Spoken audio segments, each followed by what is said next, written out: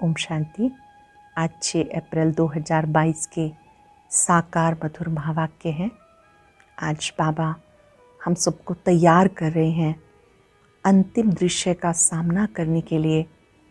बहुत धैर्यता का गुण चाहिए। याद दिला रहे हैं बाबा कि आप बच्चों को हलचल में भी अचल रहना है। अंत समय में ही आपका प्रभाव निकलेगा। सब कहेंगे ओहो प्रभु तेरी लीला अपरम अपार। ज्ञान की बातों को बहुत प्यार से सबको समझाना है और उसके लिए विशाल बुद्धि चाहिए। जो छोटी छोटी बच्चियां हैं उनको ऐसी ट्रेनिंग दो कि वो सबको प्रदर्शनी अच्छी रीति समझा सकें। पतित पावन सबका सद्गति दाता रूहानी सर्जन एक शिव बाबा है। इसमें कोई दवा दरमल भी नहीं, सिर्फ कहते हैं मुझे याद करो। माया का सामना करने के लिए भी बहुत ताकत चाहिए। बाप की याद से विघ्नों को पार कर लेंगे। बाबा रूहानी सर्जन है, वही आकर के रूह को ज्ञान का इंजेक्शन लगाते हैं। भक्ति मार्ग में कोई कहता है हनुमान की जय, कोई कहता है श्री कृष्ण जी की जय। यहाँ पर जय करने की बात नहीं, यहाँ शिव बाबा को बहुत प्यार से याद करना है, क्योंकि याद से विकर्म विनाश होते हैं। अंतिम दृश्य को पार करने के लिए निर्भयता का गुण चाहिए, साहस का गुण चाहिए, धैर्यता का गुण चाहिए। अंतिम समय में जरा भी घबराना नहीं, डरना नहीं। बहुत मीठी मीठी शिक्षाएं देते हुए आज बाबा बोले, मीठे बच्चे, ज्ञान की गुह्य बातों को सिद्ध करने के लिए विशाल बुद्धि बन बहुत युक्ति से समझाना है। कहा जाता सांप भी मरे लाठी भी ना टूटे। ज्ञान की गुह्य बातों को सिद्ध करने के लिए विशाल बुद्धि बन बहुत युक्ति से समझाना है। कहा जाता सांप भी मरे लाठी भी ना टूटे। क्वेश्चन है, हाहाकार के समय पास होने के लिए कौन सा मुख्य गुण ज़रूर चाहिए? जब महाविनाश होगा तो ऐसे हाहाकार के समय में पास होने के लिए कौन सा गुण चाहिए? धैर्यता का। लड़ाई के समय तुम्हारी प्रतीक्षता होगी। जो मजबूत होंगे वही पास हो सकेंगे। घबराने वाले नापास हो जाते हैं। अंत में तुम बच्चों का प्रभाव निकलेगा, तब कहेंगे ओहो प्रभु तेरी लीला अपरम अपार। सब जानेंगे गुप्त वेश में प्रभु आया है। अंडरलाइन करेंगे, सभी जानेंगे गुप्त वेश में प्रभु आया है। क्वेश्चन है, सबसे बड़ा सौभाग्य कौन सा है? सबसे बड़ा सौभाग्य कौन सा है? स्वर्ग में आना भी सबसे बड़ा सौभाग्य है। स्वर्ग के सुख तुम बच्चे ही देखते हो। वहाँ आदि मध्य अंत दुख नहीं होता। ये बातें मनुष्यों की बुद्धि में मुश्किल बैठती हैं। स्वर्ग में आना सबसे बड़ा भाग्य है। स्वर्ग के सुख तुम बच्चे देखते हो। वहाँ आदि मध्य अंत दुख नहीं होता। ये बातें मनुष्यों की बुद्धि में मुश्किल बैठती हैं। गीता नई उम्र की कलियाँ। ओम शांति। भगवानुवाच।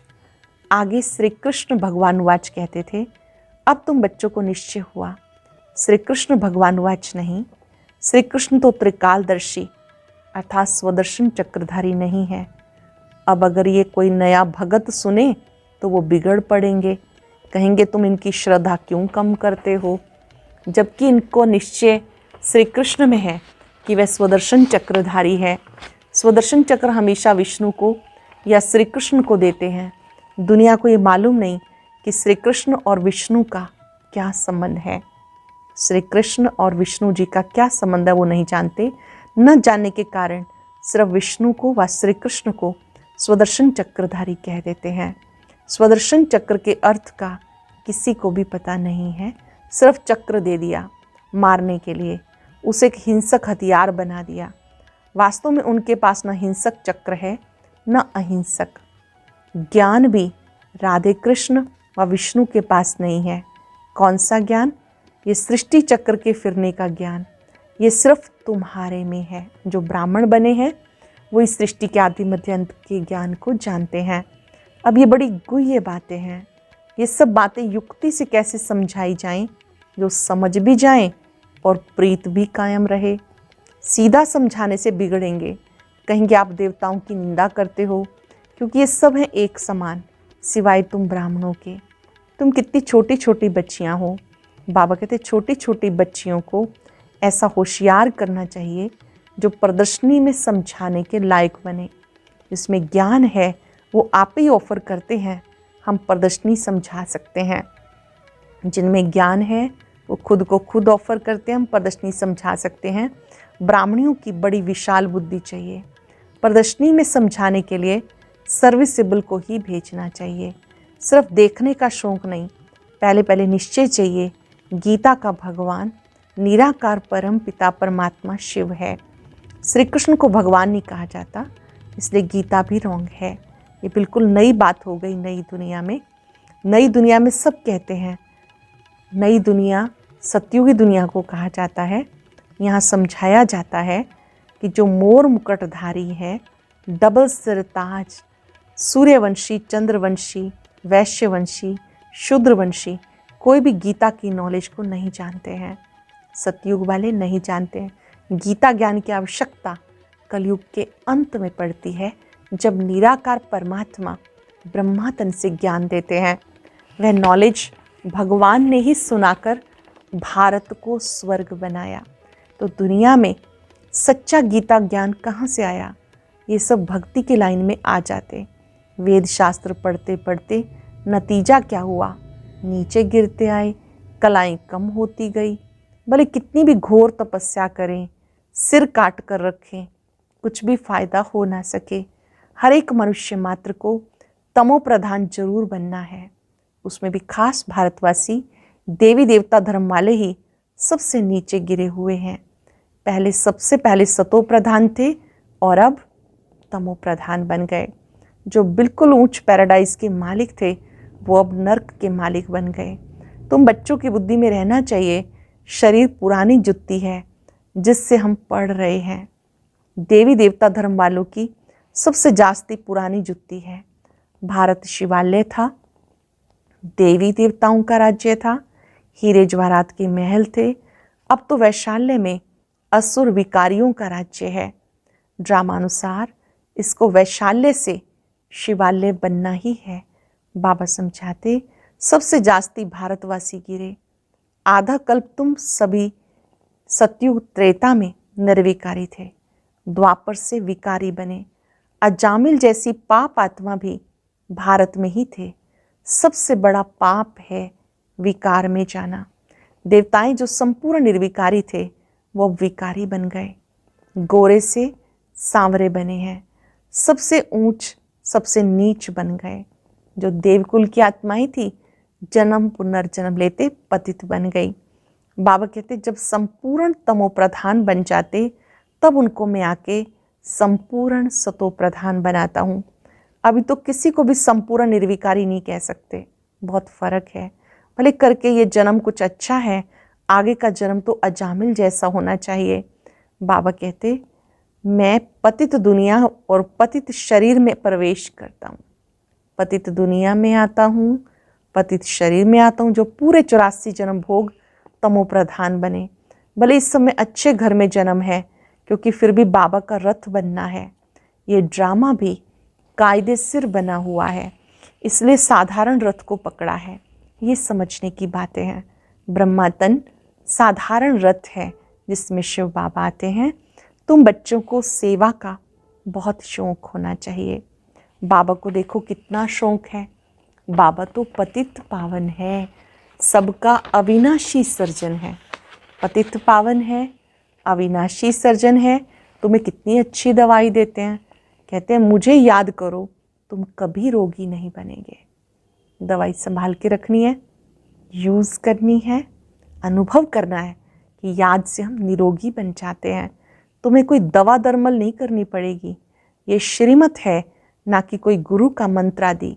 बाबा कहते हैं मुझे याद करने से विकर्म विनाश होंगे। फिर माया का विघन नहीं आएगा तो महावीर कहलाएंगे। स्कूल में रिजल्ट पिछाड़ी को ही निकलती है, ये भी अंत में मालूम पड़ेगा।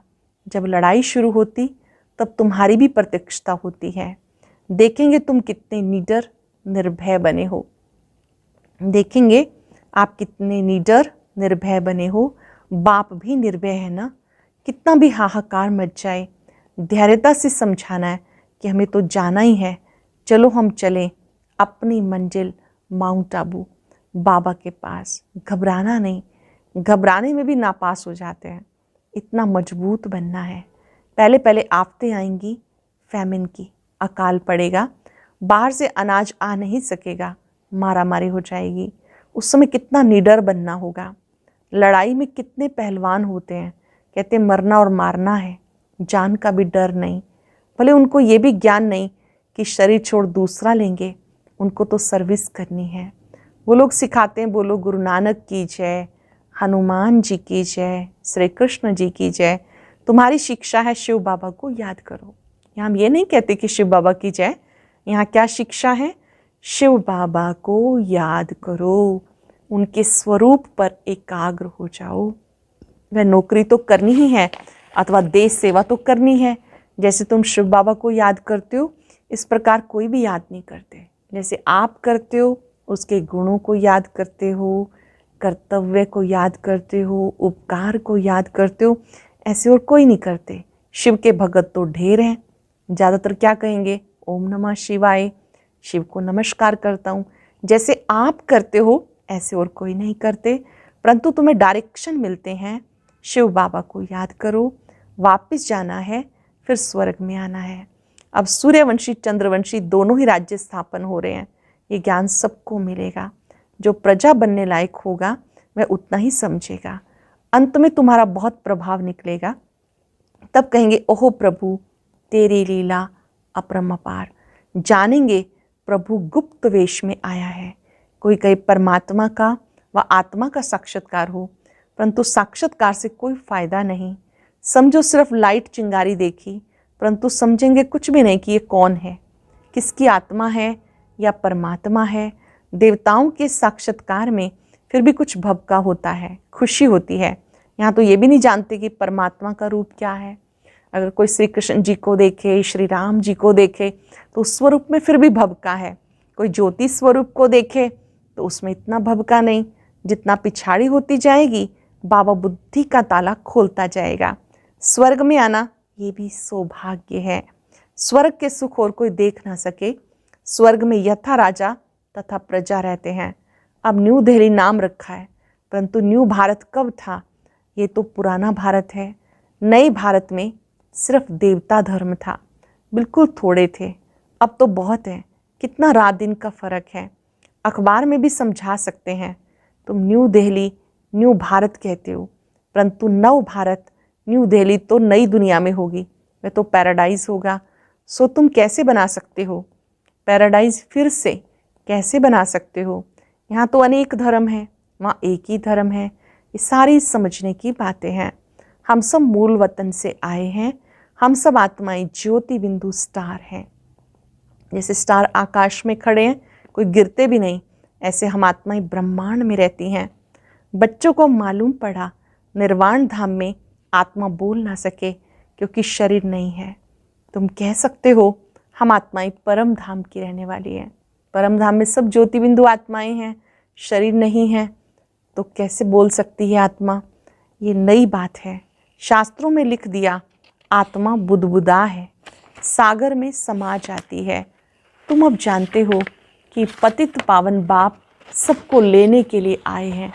5 वर्ष के बाद ही भारत स्वर्ग बनता है।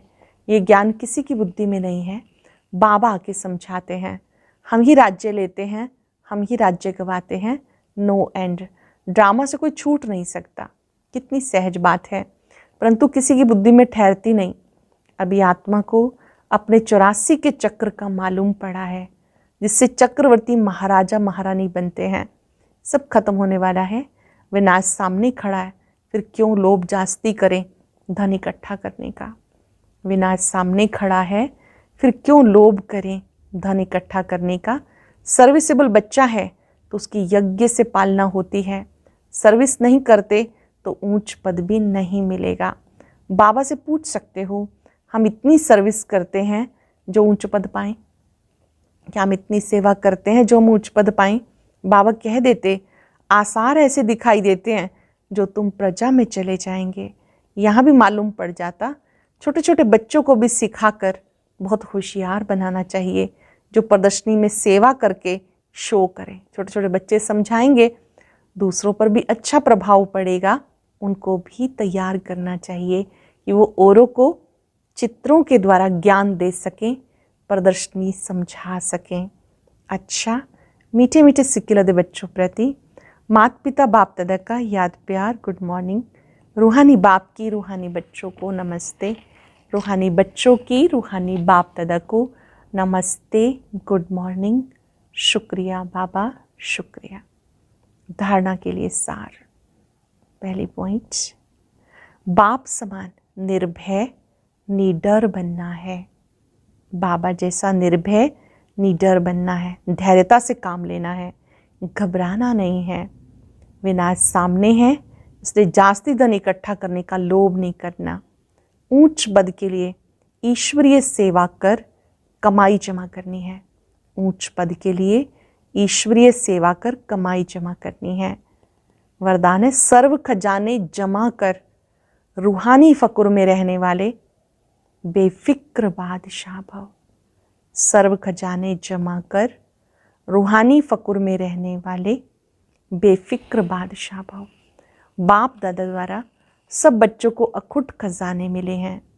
जिसने अपने पास जितने खजाने जमा किए, उतना उसकी चलन और चेहरे में वो रूहानी नशा दिखाई देता है। जमा करने का रूहानी फकुर अनुभव होता है। जिसे जितना रूहानी फकुर रहता है, उतना उनके हर कर्म में वो बेफिक्र बादशाह की झलक दिखाई देती है। क्योंकि जहाँ फकुर है वहाँ फिक्र नहीं रह सकता। जहाँ फकुर है, नशा है, वहाँ फिक्र नहीं रह सकता। जैसे बेफिक्र बादशाह हैं, वो सदा प्रसन्न चित्त हैं। जो बेफिक्र बादशाह हैं वो सदा प्रसन्न चित्त हैं। स्लोगन है, ज्ञानी तो आत्मा वह है जो ज्ञान डांस के साथ संस्कार मिलन की डांस जानता है। ज्ञानी तो आत्मा, ज्ञान का स्वरूप उसे कहेंगे जो ज्ञान डांस के साथ साथ संस्कार मिलन की डांस भी जानता है। एक दूसरे के साथ संस्कार मिलाना जानता है। आज हम अभ्यास करेंगे, रूहानी फकुर में रहने वाला मैं बेफिक्र बादशाह हूँ। बेफिक्र बादशाह वही है जो सदा ईश्वरीय नशे में है। बाबा ने मुझे अपना बनाकर बेफिक्र बादशाह बना दिया। जहाँ फकुर है वहाँ फिक्र नहीं। जरा भी फिक्र है अर्थात ईश्वरीय नशे को भूल गए। बाबा मिला, सब कुछ मिला। अब अपनी चिंताएं, बोझ बाबा को देकर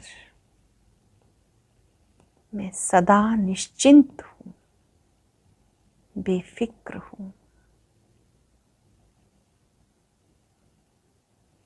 शुक्रिया बाबा, शुक्रिया। ओम शांति शांति।